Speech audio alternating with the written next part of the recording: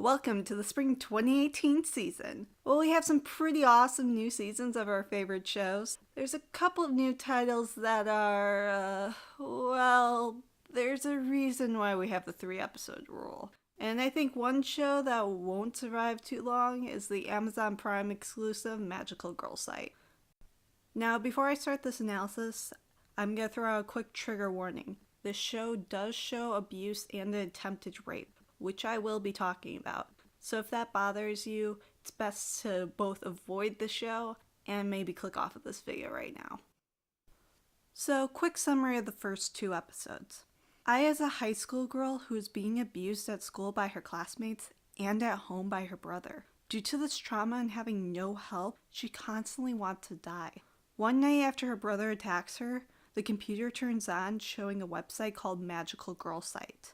Aya is scared off by its mascot, who tells her to become a magical girl. The next day at school, she finds a gun, or rather what the show decides to call her stick, in her locker. After school, her bullies bring an older classmate to rape her. However, before he can, Aya pulls out the stick and shoots him and one of the girls. They're suddenly transported in front of a train and are killed on impact. At school the next day, the other bullies attack Aya with a box cutter. They're only stopped when fellow magical girl Suyuno uses her stick to pause time. That's it for episode 1. The second episode mainly consists of world-building dialogue.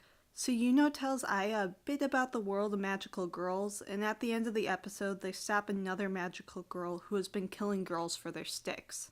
When this girl is interrogated, she tells us who the big bads will be for the series. And that's pretty much the episodes. Now, this show could be potentially interesting if it weren't for the blatant attempt at shock factor through abuse and the obvious ripoff of Madoka Magica. Most people would make the association with Madoka just based off of the darker look at the magical girl genre, but MGS copies more than just that. And what it copies, well, it makes it apparent that the creator was just after a fanbase's money rather than trying to write a brilliant and thought-provoking story. So, given that accusation, how closely does it relate to Madoka? Let's take a look at the characters. At the start of the very first episode, we get what I presume is a flash forward and flashback of Aya and Suyuno fighting together. Why is it both flash forward and back? Well, that's what Madoka did. Just like Homura, Suyuno has the power of controlling time. And just like Homura, Suyuno knows more about Aya than she's letting on. When Aya asks her why she's willing to help, Suyuno first dodges the question, but then she says that it would be advantageous for them to pair up.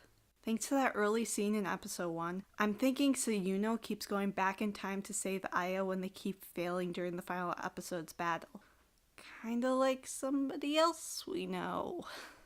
Speaking about Homura, at this point in the show, I feel like Homura's abilities are divided between the 2 girls. Suyuno has her time control powers, while Aya has her guns.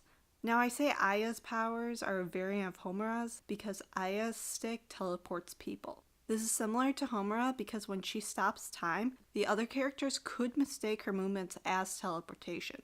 Plus, this stick is a gun, which is one of Homura's weapons of choice.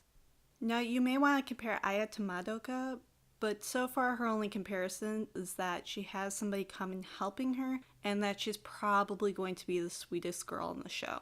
Even though Aya's been through traumatic things, she still doesn't want to kill anybody, which can be compared to Madoka's want to help all the magical girls, and also still be the most positive magical girl figure that she possibly can, even as her friends are being corrupted around her.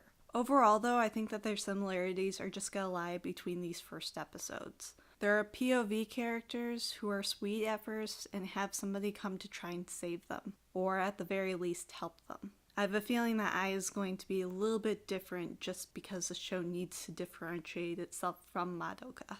Although there aren't many other characters presented in the first 2 episodes, I assume that we're gonna get some sort of ensemble cast like we did in Madoka. I mean, those panties from the intro have to belong to somebody, right? So there is a potential for a similar cast to be built up over the course of the show, just like Madoka did. Now, there's one major difference that this show has from Madoka. It never has the disillusion that being a magical girl is good. But that's kind of bad, because it loses the commentary on the genre. It dives straight into Madoka's darker side. There isn't even a fake goal of saving people. In fact, I'd say that the site does better at driving away people instead of recruiting them. Now, before I get any further, I have to address the elephant in the room. MGS wants its audience to know it will be dark. And how does it do this? By the terrible beginner's writing trope of abuse to shock the audience. This follows a long line of media using abuse and rape just as a poor excuse for edgy plot device. This is nothing more than torture porn as a flimsy excuse for Aya to become a magical girl. Since the website makes no attempt to con the girls only join because there's no other option. And for Aya, that means almost getting raped. And it's just because it's the most shocking and terrible thing left to do to her without killing her. Look, the torture, the abuse, the near rape of Aya is highly problematic. It's just a stupid way to claim that the show is dark. And just like most media, it'll probably never address her trauma or show how these elements affect her throughout the series. It's a disgusting plot device that's just lazy. And it's all an attempt to outdo one moment from Madoka. This moment. Mami's death works because it's a heel turn in the show. Mami was nice to Madoka and acted kind of like a big sister. And we thought she would win that fight. This is dark because we thought Madoka was going to be a happy show. And this tells us that it's not going to be. That it's going to be commenting on something bigger. This, on the other hand, this only works because you're a trash human being if you don't want Aya to escape. And that doesn't really work in the same way. It's not a heel turn. It doesn't add any commentary to the genre. It's just terrible and frankly unnecessary. There could have been other events to lead her to use her stick. Hell, even her degree of bullying could have been turned down. She could still feel depressed and alone from having less traumatic situations. There's no reason to go to these extremes except to shock the audience. And that's not right. Not only are we not going to take it seriously, but it also takes away any legitimacy the show has. This is a major glaring issue with the show, and a reason why it'll never be good as what it's trying to emulate. Madoka shows that you don't have to resort to this plot device in order to have an impactful story with a dark turn. You don't need to abuse your characters to give them some purpose or depth.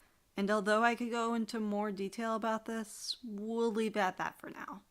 Let's get back to how MGS makes Aya a magical girl. The site obviously targets girls who are in terrible situations, so they're forced to become magical girls. Although it isn't clear yet, the site has some sort of goal behind this. Kinda like Kyubey, who is after the girls for their high potential emotional energy. But where Kyubey differs is that contracts could be made at any time. Although there are a few cases he forced them during near-death experiences, like for Mami, and nearly Madoka and Sayaka. Talking about mascots, MGS doesn't hide its mascot's dark intentions behind a cute facade. Unlike Kyubey, MGS's mascot is a horror mascot, which scares Aya into rightfully turning off the site and getting the hell away from the computer. Unlike MGS, Kyubey helps to sell the idea of becoming a magical girl. MGS's mascot is obviously bad, and therefore the girls wouldn't join unless they had to. And as I said before, that's the only reason to join. There's nothing to fight. Sure, they'll have to somehow fight the site, and at the end of episode 2, they also set up the Tempest, which is compared to an oncoming storm. Wait a second, it sounds kind of familiar. Where have I heard that before? Oh yeah, Madoka. Remember Valpurgisnacht comes at the end of Madoka? The civilians see her as a storm. Kinda was the big bad that caused Homura to go back in time. Yeah, I see no connection there. Well, until Valpurgisnacht, the Tempest, comes to attack at the end of the season, the bad guys seem potentially to be the other magical girls. Fighting magical girls was also a part of Madoka, but in that show they fought each other over territory and witch seats. In MGS, they're fighting and killing each other over their sticks, which is one of the few unique elements that the show brings. Here, their powers are attached to their sticks, and any magical girl can use them, something that was not addressed in Madoka. The magical girl hunter seems to insinuate that the girls will need to have as many magical powers as possible in order to defeat the site at the end. Something that I'm guessing will most likely turn into a teamwork situation rather than someone owning all the power. Which would actually be a reverse of Madoka's ending. At the end of Madoka, she's the one that has all the power and is actually able to stop Walpurgis Nacht. And in every timeline that Homura tries to have the team work together, it always fails. But then again, maybe I will surprise us and actually have a dark turn which would make the show interesting. But maybe that's being hopeful. But until that time comes, there's really no reason for these girls to use their powers. So Yuno tells us that each time you use your power, you lose some life points. And once your points are up, you're assumed to die. Sounds pretty similar to Madoka's soul gems, only there's nothing to purify them. In Madoka, your gem gets dark over time no matter if you fight or not.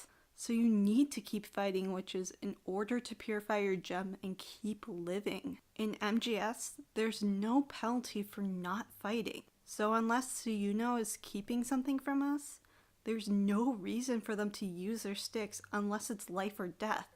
They're literally wasting their life fighting for no reason.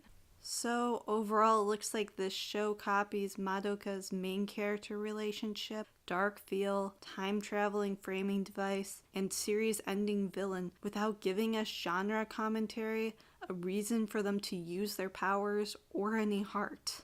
Magical Girl Sai has brought up a few differences that could save it from being a complete knockoff. I guess only time will tell.